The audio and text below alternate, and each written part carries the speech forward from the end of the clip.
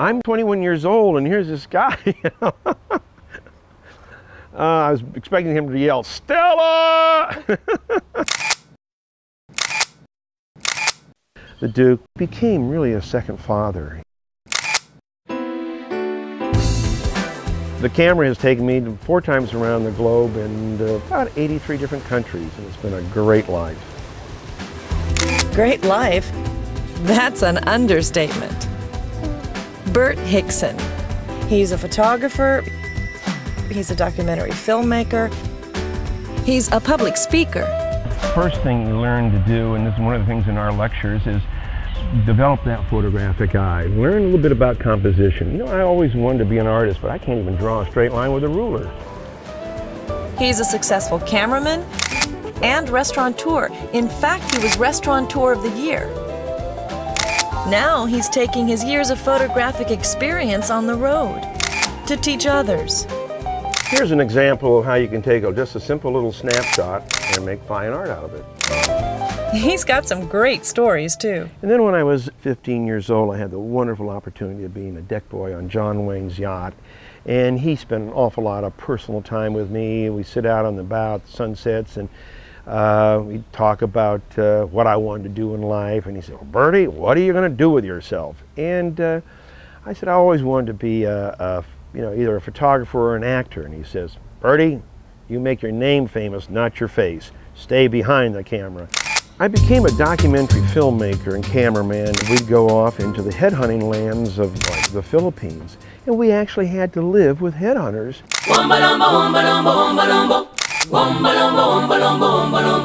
Villa Verano was more than a vacation paradise. It was sweet sanctuary.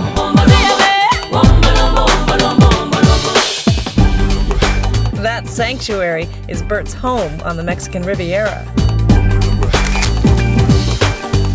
He bought this sprawling estate from the heiress to the Macy's department store fortune. That's one topic of the lecture, Retiring in Paradise. When I bought the place, there's still Macy negligees hanging in the closets. It is a photographer's paradise.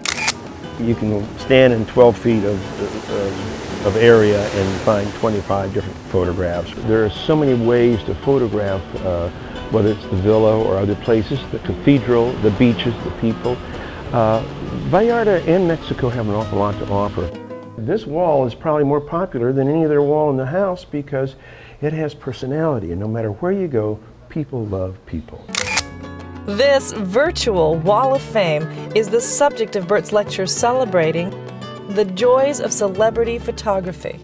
Jim Neighbors, I would say, is Mr. Charm. Eddie Albert was a smile and a love, a charisma. Phyllis Diller is still a crack up to this day. Marlon Brando was one of the great experiences of my life because I was assigned to spend one whole week with him up in the Pacific Northwest. It was just Marlon and I in a rental car driving through the rainforest of Oregon and Washington. And for a while there, he got quite ill. He was lying in the back of this rental car that I was driving, and here is one of the most famous actors in the world lying in the back seat, sweating with a 104-degree temperature of the flu, reciting Robert Frost as the trees go by. That was taken just before Natalie passed away. They happened to be using our mooring over at Catalina when it all happened, and they had gone down to for dinner and came back, and it was quite a shock to hear the news the following morning.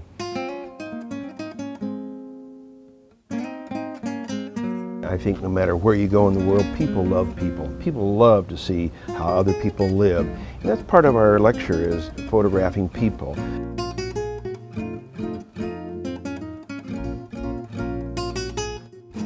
Our photo lecture, we talk a little bit about developing a wonderful photo eye, composition. Photographing a boat by itself sometimes is interesting, but you can make it so much more fascinating when you put a little foreground piece in the front. I think the key point is getting each one to develop their own creative eye in photography. That's what makes photography so much fun to share with others. If I didn't have photography, I'd probably be a bank teller.